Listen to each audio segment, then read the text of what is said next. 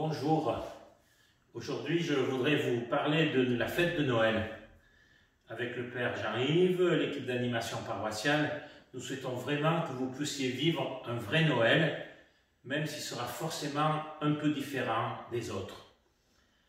Je veux d'abord vous donner quelques consignes pour les célébrations, des consignes pratiques pour les célébrations de Noël. Les célébrations du pardon, les célébrations pénitentielles auront lieu aux lieux et heures habituels, une à étable, une à tournant, une à Sarah, comme d'habitude. Vous verrez les horaires sur la feuille d'annonce paroissiale. La seule différence, le mardi avant Noël, d'habitude il y a une célébration à Saint-Jean-de-Muzols à 20h30. Alors cette célébration aura lieu à Tournon en raison de la capacité d'accueil de l'église et elle aura lieu à 18h30 en raison du couvre-feu. Pour les messes de Noël. D'habitude, la messe de 19h à la collégiale Saint-Julien rassemble près de 1200 personnes et celle de 23h entre 300 et 400 personnes. Ça ne sera évidemment pas possible de se rassembler de cette manière-là cette année. Vous avez entendu le Premier ministre hier, il a annoncé que la jauge de personnes de capacité d'accueil dans les églises était maintenue à ce qu'elle est depuis 15 jours. Ce qui donne, par exemple, pour l'église de Tournon, 180 personnes, pour la plupart de nos autres églises de la paroisse, entre 60 et 80 personnes, et 30 personnes à la chapelle des 5 heures au couvent. Alors, pour permettre à un maximum de personnes de participer à la messe, nous avons augmenté le nombre de messes. Au lieu de 6 messes la nuit de Noël, il y en aura 8 sur la paroisse, et au lieu de 3 messes le matin de Noël, il y en aura 6 sur la paroisse.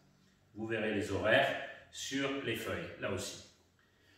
Il faudra vraiment faire l'effort de se répartir. Si on se répartit bien, on peut accueillir à peu près 1700 personnes à toutes ces messes. Pour organiser cette répartition, et qu'on n'ait pas à renvoyer des personnes qui se sont déplacées, nous allons vous demander de vous inscrire au moyen d'une application dont vous trouverez le lien sur cette vidéo. Vous trouverez également l'adresse internet sur la feuille d'annonce qui vous renverra vers cette application. Pour les personnes qui n'utilisent pas internet, elles peuvent s'inscrire aussi, soit en téléphonant à la maison paroissiale, soit en venant aux permanences s'inscrire le matin, à partir du mardi au samedi, de 9h à 11h30. Alors je vous demande vraiment à vous qui avez internet, puisque vous regardez ce message, de le faire passer à ceux qui n'ont pas d'ordinateur, aux personnes que vous connaissez, de votre famille, de votre entourage. On essaiera aussi par la presse de les rejoindre. En vous inscrivant, précisez bien le nombre de personnes qui viennent ensemble, de votre famille par exemple, sans compter les enfants de moins de 11 ans qui n'ont pas besoin de s'inscrire. Ils ne sont pas comptés dans les chiffres que je vous ai donnés tout à l'heure.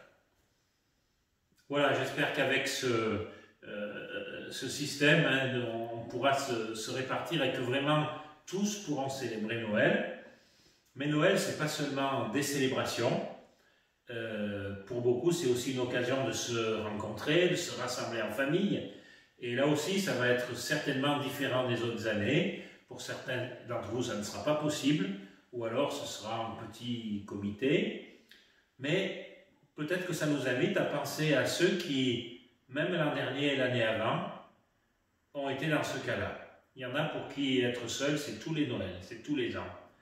Alors, peut-être que si cette année on se retrouve seul, ou 2, ou 3, pour la nuit de Noël, ou pour le jour de Noël, ben pourquoi pas faire signe à une personne seule, pourquoi pas se retrouver à 1 ou 2 de plus, et ça serait une belle manière aussi de partager cette joie de Noël différente cette année.